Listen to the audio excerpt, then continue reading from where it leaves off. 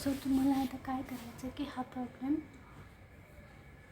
Mathematically express form करायचा आहे, म्हणजे वर्ड्समध्ये दिला आहे तो मॅथमॅटिकली लिहायचा कसा, इक्वेशनमध्ये किंवा इनइक्वालिटीजमध्ये. आणि काय आलं पाहिजे त्यात, एल पी पी फॉर्ममध्ये एल पी पी बनवताना दोन गोष्टी येतात. पहिलं ऑब्जेक्टिव्ह फंक्शन, सेकंड कन्स्ट्रेंट्स. आता ऑब्जेक्टिव्ह फंक्शन म्हणजे काय, तुम्हाला काय सांगितलं आहे करायला, form the L P P problem to maximise to maximise the profit. म्हणजे तुमचं ऑब्जेक्टिव्ह काय आहे, ऑब्जेक्टिव्हचा अर्थ असतो गोल. ओके, गोल काय आहे, प्रॉफिट मॅक्झिमाइज करायचं. मग तुम्हाला जे आता एल पी पी फॉर्म करायचं आहे त्याच्यात तुमचा जो झेड आहे राईट, ते तुमचं ऑप्टिमल फंक्शन असतं, तो काय असणार आहे, मॅक्स झेड. ओके, आणि इथे काय येणार, आता इथे येणार तुमचं प्रॉफिट मॅक्झिमम करायचं आहे ना, मग प्रॉफिटच्या गोष्टी इथे येणार. प्रॉफिट, पण प्रॉफिट कशावर आहे, चॉकलेट आणि कॅन्डी. म्हणजे तुमच्याकडे किती प्रॉडक्ट्स आहेत, 2 प्रॉडक्ट आहेत. आता प्रॉफिट कशावर आहे, चॉकलेटवर. म्हणजे एक चॉकलेट किंवा एक चॉकलेटवर किती प्रॉफिट आहे, 5. मग 2 चॉकलेटवर एवढे असणार, 3 चॉकलेटवर एवढे असणार. आता आपल्याला चॉकलेट आपण कितीतरी नंबर ऑफ चॉकलेट बनवणार. ओके, म्हणजे तुम्ही काहीतरी 5, 10, 15 असे कितीतरी चॉकलेट तुम्ही बनवणार. कॅन्डी पण तुम्ही किती बनवणार, काहीतरी नंबर ऑफ कॅन्डीज तुम्ही बनवणार. मग आता आपल्याला सपोज काय करायचं असतं, ज्यावेळेस तुम्ही एल पी पी फॉर्म करणार त्यावेळेस तुम्ही सपोज करायचं नंबर ऑफ प्रॉडक्ट्स. म्हणजे काय,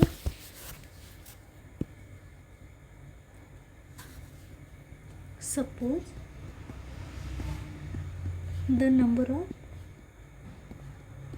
प्रॉडक्ट्स कोणते आहे इथे, चॉकलेट आणि कॅन्डी. नंबर ऑफ चॉकलेट, मग number of chocolate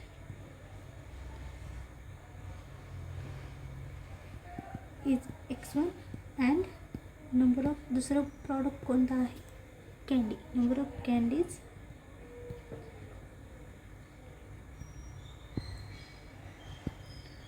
R.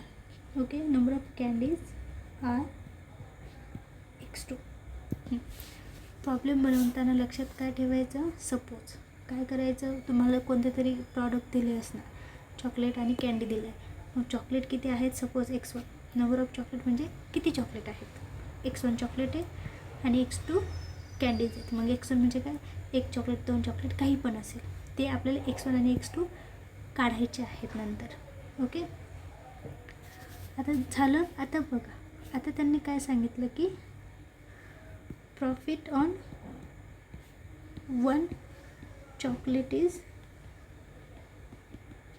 Profit on 1 chocolate ₹5 is ₹5. आता एका चॉकलेटवर जर 5 रुपये फायदा आहे, प्रॉफिट आहे, तर x1 चॉकलेटवर किती असणार, किती चॉकलेट बनवलेत आपण, x1 ना.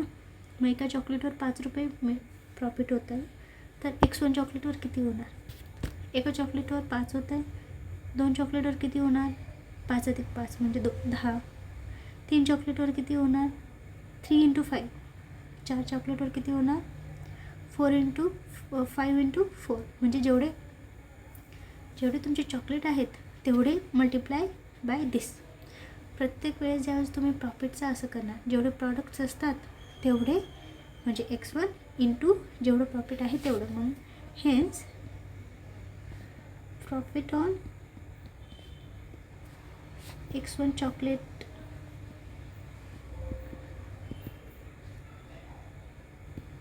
इज किती, x1 चॉकलेट आहेत ना, एकावर 5 आहेत, याच्यावर किती असणार, ₹5x1. ओके, नाव प्रॉफिट ऑन सेकंड कॅन्डीजवरचं प्रॉफिट पण काढा. 1 कॅन्डी किती आहे,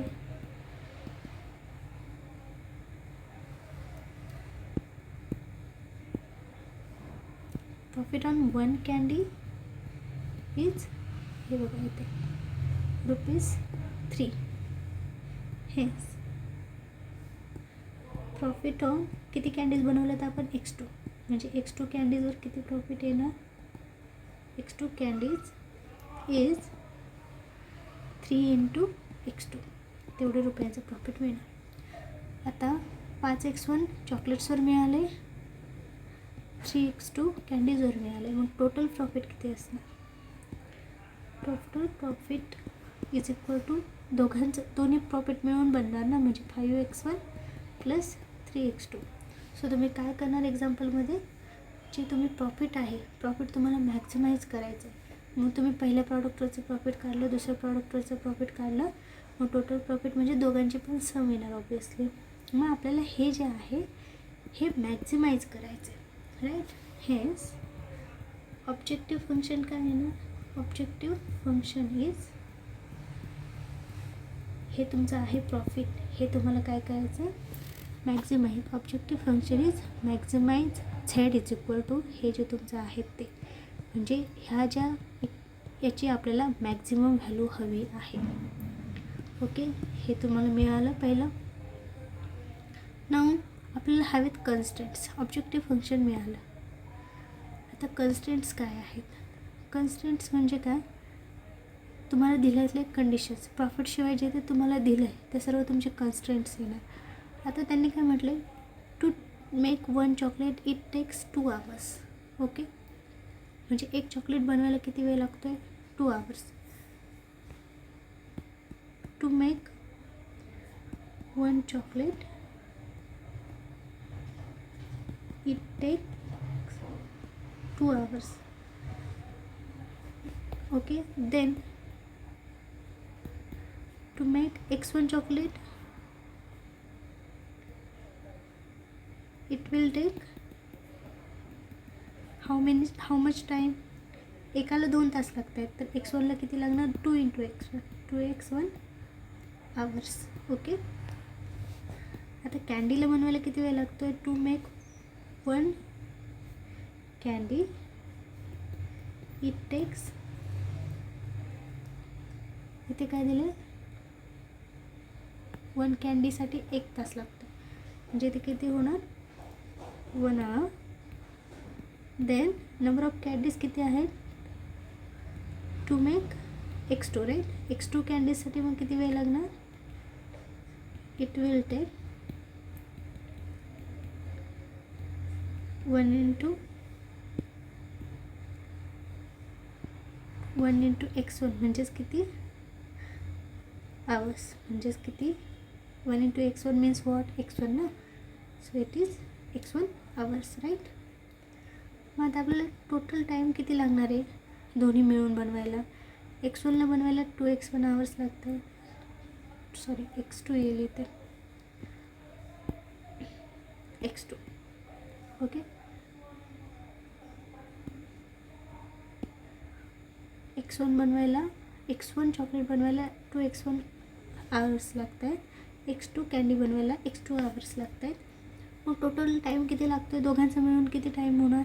आपण 2 बनवलं ना दोन्ही पण, 2x1 plus x2 time is required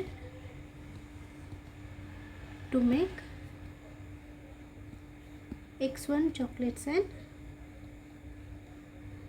x2 candies. Okay, हे समजलं. तर त्यांनी काय कंडिशन दिली आहे पुढे, की चॉकलेट हे झालं 1 hour, पण the factory has only 8 hours. म्हणजे जर तुमच्याकडे जी फॅक्टरी आहे तिला किती तास मिळत आहेत बनवायला पर डे, म्हणजे तुमचं जेवढे हे तास लागणार आहेत ते कितीपेक्षा कमी असले पाहिजे? 8पेक्षा कमी लागायला हवे, म्हणजे this should be less than equal to 8, right. Hence 2x1 plus x2 it should be less than equal to 8. आता पुढची कंडिशन काय आहे? नंतर काय आहे? सी, आपल्याला पुढची काय कंडिशन दिली आहे त्यांनी? The factory has only 8 hours per day.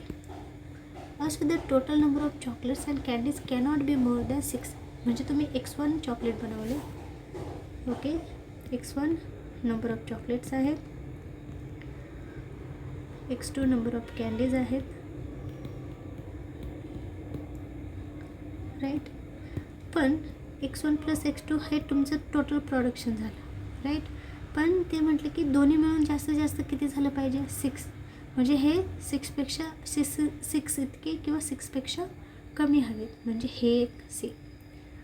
आपल्याला झेड मिळाला 1, हे मिळालं 2 आणि हे मिळालं 3. आपल्याला बघा टाईमची कंडिशन आपण फॉर्म केली आणि आपल्याला नंबर ऑफ चॉकलेट्स आणि कॅन्डीज त्याची कंडिशन पण आपण केली. आता त्याच्यानंतर काही सांगितले का त्यांनी, नथिंग फॉर्म द LPP, म्हणजे आपल्याला किती कंडिशन होत्या, 2. We have found the 2 constraints here आणि hence LPP is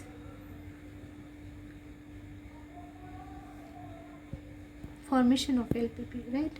Formation of LPP is